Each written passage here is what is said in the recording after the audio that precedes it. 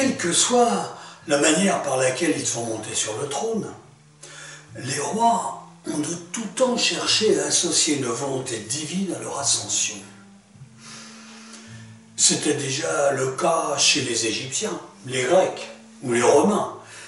Et il en allait de même pour les peuples germaniques qui ont déferlé sur l'Empire romain à partir du IVe siècle. Ces peuples, assez primitifs, croyaient dans l'origine surnaturelle de leur dynastie et que leurs rois étaient les descendants de nombreux dieux qui peuplaient leur panthéon. C'était notamment le cas pour les Francs, peuple germanique qui habitait le nord de l'Europe en ce début d'ère chrétienne. Une légende, pour laquelle il existe plusieurs versions, affirme que l'épouse du roi Clodion se trouva un jour enceinte alors que son royal époux n'était pas auprès d'elle. Sans doute, l'avenir d'une femme adultère en ce temps-là devait être assez sombre et court. Aussi, prétendit-elle avoir été séduite par une divinité marine alors qu'elle se baignait dans la mer. Clodion, dupe ou complice, adhéra à cette fable et prétendit que sa propre semence se mêla ensuite à celle du dieu. L'enfant qui allait naître aurait donc une ascendance divine qui rendrait sa légitimité incontestable. C'est ainsi que Mérovée vit le jour, probablement en l'an 411, donnant naissance à la dynastie des Mérovingiens.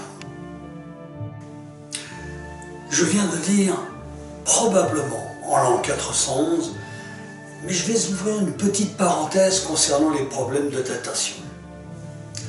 Car rien n'est vraiment très sûr, à 2 ou 3 ans près, et même parfois davantage. Pourquoi ?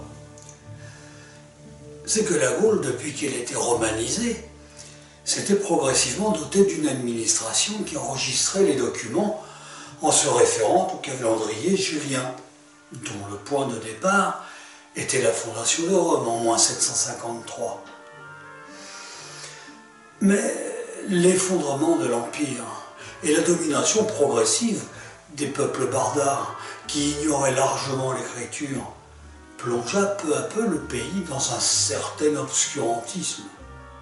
La tenue des actes officiels fut progressivement reprise par les prêtres de l'Église chrétienne qui s'imposaient peu à peu au paganisme.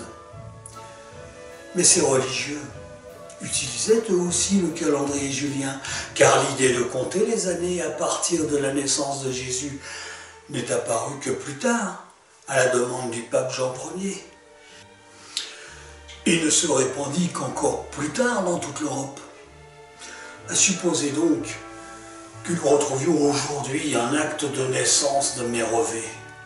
Il ne serait pas daté de 411, mais de 1164. De plus, avant de refermer cette parenthèse, concernant les dates, il faut préciser que pour l'essentiel, les documents étaient datés les uns par rapport aux autres. Il existe par exemple 3 textes, selon Grégoire de Tours, qui évoquent la mort de Clovis. Le premier nous apprend qu'il est mort dans la 5e année après la bataille de Vouillers. Un deuxième indique qu'il est mort 112 ans après la mort de Saint-Martin. Et un troisième, que c'était au cours de la 11e année du pontificat de Licinius. Le mélange des nombres ordinaux et cardinaux ajoute encore à la confusion. Mais revenons à nos Mérovingiens. Mérovée succéda donc à son père Clodion sur le trône des Francs saliens vers 448.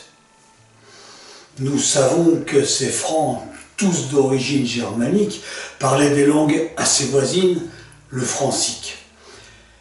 Ils étaient divisés en 2 grandes entités, les Saliens et les Ripuaires, ou Rhénans. La carte qui apparaît permet de localiser les territoires de chacun.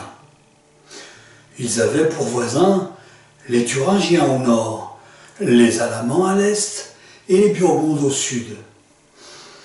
Les Wisigoths occupaient, eux, le sud-ouest de la Gaule et de toute la péninsule ibérique, et il y avait également au centre un royaume gallo-romain, vestige de l'Empire, qui était gouverné par un certain Syagrius. Et il restait enfin la dépouille de l'Empire romain d'Occident, qui n'était plus désormais qu'un simple royaume d'Italie aux mains des Ostrogoths de Théodoric. L'année de naissance de Clovis est estimée à environ 465-466. À la mort de son père, vers 481, le jeune Clovis a donc une quinzaine d'années, âge requis pour être couronné. Il hérite d'un royaume d'à peine quelques milliers de kilomètres carrés, au centre duquel se trouve la ville de Tournai, qui se trouve aujourd'hui en Belgique. Son père l'a sans doute mis en garde contre les appétits de ses puissants voisins alamans. Aussi s'attache-t-il à poursuivre la politique de ses aïeux et de ménager ses alliés gallo-romains. Son grand-père Mérové n'était-il pas déjà aux côtés du général Aetius pour combattre Attila au champ catalonique? Quant à son père Childéric, il était officiellement gouverneur de la province pour le comte de Rome, à qui il demeurait toujours fidèle. Dès le début de son règne, Clovis entreprend un rapprochement avec ses cousins ripuaires. Il prend pour épouse la princesse Évochilde, qui lui donnera un fils en 485, Thierry. Ce mariage scelle une paix durable entre les Saliens et les ripuaires, qui ensemble commencent à représenter une force suffisante pour tenir en respect leurs voisins alamans, toujours aussi remuants et dangereux. Ouais. Peu à peu, Clovis prend l'ascendant sur tous les autres prétendants et devient le chef incontesté de tous les Francs. Il fait éliminer tous ceux qui pourraient nuire à son ascension et ne songe plus désormais qu'à agrandir son royaume. Après s'être assuré de la bienveillante neutralité de ses amis ostrogoths, il se lance, avec seulement quelques milliers d'hommes, à la conquête du royaume de Syagrius. Les victoires s'enchaînent rapidement. Les campagnes sont pillées et les villes de Senlis, Beauvais et Paris tombent rapidement sans grande résistance. Puis, les Francs se présentent devant Soissons, défendu par Syagrius lui-même. La victoire est à nouveau totale, et Syagrius est obligé de s'enfuir. Il va chercher refuge à Toulouse, auprès du roi des Wisigoths, Alaric II. Mais celui-ci le renvoie promptement, et manu militari à Clovis, qui le fait assassiner dès son retour. Le royaume de Syagrius tombe alors intégralement aux mains de Clovis, et son territoire s'est donc considérablement agrandi. C'est à l'issue de cette bataille de Soissons que se produit le fameux incident du vase. Qui n'a jamais entendu parler du vase de Soissons? Voici l'anecdote telle qu'elle nous fut rapportée par Grégoire de Tours. Un butin considérable s'accumulait dans les chariots depuis le début de la campagne. Toutes les églises étaient systématiquement pillées et pas un objet de valeur n'échappait aux conquérants. Et parmi ce trésor volé se trouvait un vase d'une très grande valeur. Et l'évêque de Reims, Rémy, avait supplié Clovis de lui rendre ce vase en lui disant qu'il pouvait garder le reste. On ignore en quelle matière ce vase était fait. Alors, la coutume était qu'après la victoire, tous les soldats se partageaient le bulletin selon des règles parfaitement bien établies. Les lois saliques, dont on peut lire un petit extrait, étaient rigoureuses. Mais en plus de la part qui lui revenait, Clovis demanda qu'on lui remette ce vase pour qu'il le restitue ensuite à l'évêque Rémy. Il voulait sans doute se ménager la clémence de l'Église. Tous les hommes acceptèrent, à l'exception d'un seul qui lui refusa cet avantage, en frappant le vase avec son arme. « Tu as eu ta part, et tu dois t'en contenter, s'écria-t-il. Clovis supporta l'affront sans protester. Mais un an plus tard, alors que Clovis passait son armée en revue, et lorsqu'il reconnut le soldat qu'il avait outragé, prétextant que son arme était en mauvais état, il la jeta à terre. Et lorsque le soldat se baissa pour la ramasser, il lui fendit le crâne avec sa francisque en s'écriant « Souviens-toi du vase de Soissons ». Sans doute grisé par ses succès, son ambition va le conduire encore plus loin. Il va renforcer son alliance avec le roi des Ostrogoths, Théodoric le Grand, en 490, en lui offrant sa sœur, Odoflède, en mariage. C'est également à cette époque qu'il va se séparer de sa première épouse, Évocilde, pour nouer une nouvelle alliance, cette fois-ci avec le roi des Burgondes, Chilpéric II.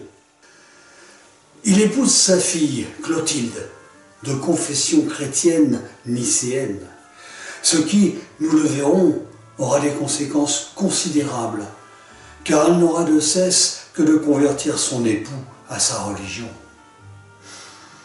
Clotilde lui donnera une fille et 3 garçons, Clotilde, Clodomir, Childebert et Clotaire.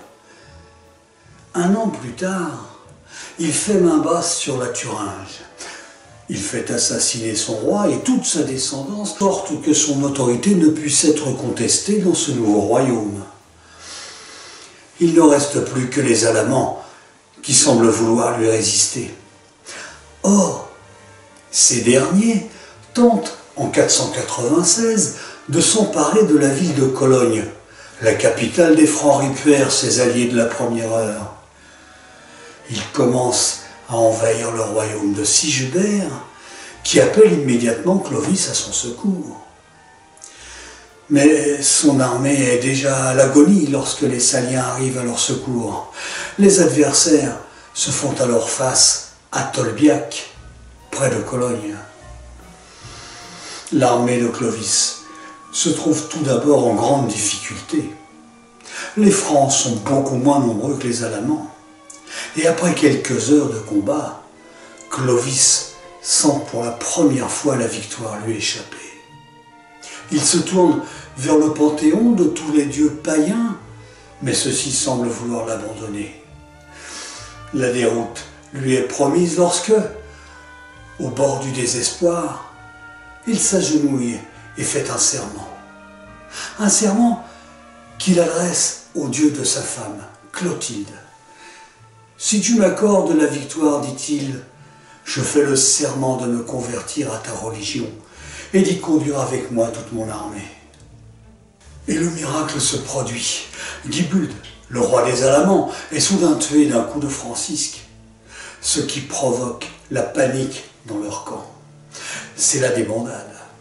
Et le cours de la bataille bascule en faveur des Francs. Mais à la fin d'une journée très meurtrière, c'est une nouvelle fois Clovis qui ressort vainqueur. La menace des Alamans est écartée pour longtemps. Clovis va tenir parole et se convertir au christianisme. Avant de décrire cette cérémonie somptueuse, on ne peut pas se dispenser d'évoquer le conflit qui gangrène la religion chrétienne depuis plus de 2 siècles. En effet, au début du IVe siècle, un théologien d'Alexandrie nommé Arius considérait bien Jésus comme étant le Fils de Dieu, mais qui lui était de nature inférieure. Il ne reconnaissait pas la Sainte Trinité. On appela cette variante du christianisme l'arianisme. Et cette doctrine fut déclarée hérétique au concile de Nicée en 325 et condamnée par le pape. Mais c'est pourtant à cette idéologie que s'étaient convertis la plupart des barbares qui occupaient à présent tout l'ouest de l'Europe. Quant à Clotilde, elle était nicéenne. C'est ainsi qu'on l'appelait les fidèles du pape. Et c'est donc vers cette doctrine que va se tourner le puissant roi des Francs. Et avec lui, toute son armée et l'aristocratie qui l'entoure. Ce baptême eut lieu à Reims. Et si l'on ne peut être certain quant à l'année, entre 498 ou 499 selon les sources, nous savons que ce fut la date hautement symbolique du 25 décembre qui fut retenue. L'évêque Rémy avait convié pour l'occasion le plus grand nombre d'évêques et de notables de toute la Gaule jusqu'en terre wisigothe. La ville était entièrement pavoisée et la cérémonie fut somptueuse. C'est un événement majeur de l'histoire de France, car il va la faire basculer dans cette religion pour les siècles à venir. L'année suivante, Clovis entre en campagne contre les Burgondes, mais n'y gagne qu'un faible territoire, l'Auxerrois. Il semble se tenir tranquille quelques années, sans doute occupé à gouverner son vaste royaume. Puis en 507, réconcilié avec Gondebaud, le roi des Burgondes, ils attaquent ensemble le royaume des Visigoths. Cette campagne est sans doute encouragée par les Ostrogoths qui soutiennent le pape, car les Visigoths sont ariens et représentent une force non négligeable. Le royaume s'étend sur toute la péninsule ibérique et occupe une grande partie du sud de la Gaule. Ils s'emparent donc, ces Francs, tout d'abord de Bordeaux, puis de toute l'Aquitaine, et ils vont ensuite à la rencontre de l'armée d'Alaric, accourue pour combattre les envahisseurs. Les deux armées se font face à Vouillé, près de Poitiers. Dès l'aube, les combats sont féroces. Mais rapidement, Clovis et Alaric se font face. Et Clovis tue son adversaire de ses propres mains, ce qui entraîne, tout comme à Tolbiac, la débandade dans le camp adverse. La victoire est totale, et Clovis décide de poursuivre son avantage. Il fonce jusqu'à Toulouse, la capitale des Visigoths, pour s'emparer de leurs trésors. Et ceux-ci sont contraints maintenant de passer de l'autre côté des Pyrénées. Le royaume franc de Clovis est maintenant considérable, et il cède la Provence à son allié Burgonde. Puis il fait de Paris sa capitale en 508, cette cité se trouvant désormais plus au centre de son royaume. Enfin, Clovis tombe malade et meurt le 27 novembre 511. Il n'est alors âgé que d'environ 45 ans. Le droit d'aînesse ne figurant pas dans la loi salique, son royaume sera partagé entre ses 4 fils, Thierry, Clodomir, Childebert et Clotaire. Et ceux-ci se déchireront rapidement car chacun voudra s'emparer de la totalité du vaste territoire que leur père leur a légué.